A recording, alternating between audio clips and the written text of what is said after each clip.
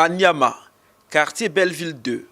Derrière cette bâtisse se trouve une unité de fabrique de boissons alcoolisées de marque frauduleuse.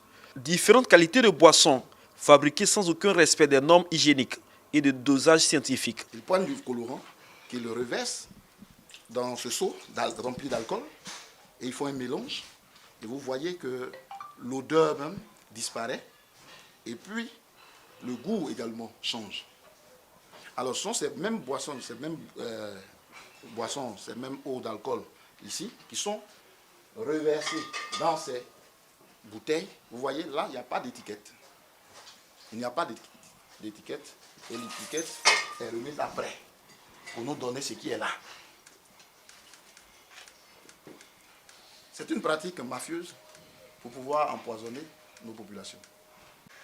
Vous voyez ces boissons sont de grandes marques, mais fabriquées de manière frauduleuse. Pour la fabrication de ces boissons, on utilise l'alcool pur.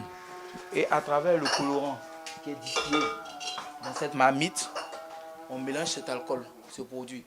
Et selon le goût que nous voulons donner, par exemple si c'est un goût de menthe, on utilise ce produit. Et après mélange, nous obtenons plusieurs qualités de boissons. Il suffit juste qu'ils prennent l'étiquette et lorsque l'étiquette est posée sur cette bouteille, cette boisson est distillée sur le marché. Et c'est ainsi que nous avons plusieurs types de boissons, partant du gin, du mangoustan, des produits qui appellent à la puissance, calao et j'en passe. Ici, c'est le site d'entreposage de ces boissons. Après leur conditionnement, ici, c'est l'eau de boisson passe ici pour l'étiquetage.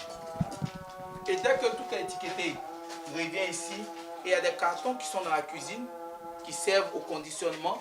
Après fermeture, généralement, il y a un véhicule qui arrive ici, une fourgonnette. Ces sacs entreposés dans ces locaux contiennent des bouteilles récupérées dans les rues. Elles sont par la suite lavées dans cette eau, puis utilisées pour le conditionnement de ces liquides de qualité douteuse et dangereux pour la santé. Ces villages jumelés servent à la réalisation de cette activité. C'est suite à un appel anonyme que les hommes du général de corps d'armée, Alexandre Apalo, ont effectué une descente dans ce quartier hier mercredi aux environs de 23 h en compagnie des agents du ministère du Commerce. Une descente qui a permis de mettre la main sur des individus exerçant dans ce local. Hier, après pénétration de la maison, nous avons interpellé 5 individus qui pour l'heure sont aux mains de nos services compétents pour les nécessités d'enquête. Indignés par la situation, les responsables du ministère du Commerce réaffirment leur volonté d'assainir le milieu de la commercialisation des produits alimentaires. Nous en lançons un appel à la dénonciation. N'hésitez pas, chaque fois que vous constatez des situations qui appellent à la vigilance des autorités, de signaler notamment ce qui concerne des pratiques commerciales frauduleuses, des pratiques commerciales qui sont illicites, de signaler toutes ces pratiques au ministère du Commerce.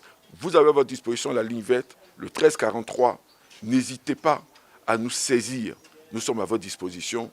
Nous veillons jour et nuit à ce que les produits qui sont mis sur le marché en Côte d'Ivoire soient des produits de bonne qualité. Ces différentes boissons alcoolisées déjà sorties se retrouveront sûrement sur le marché.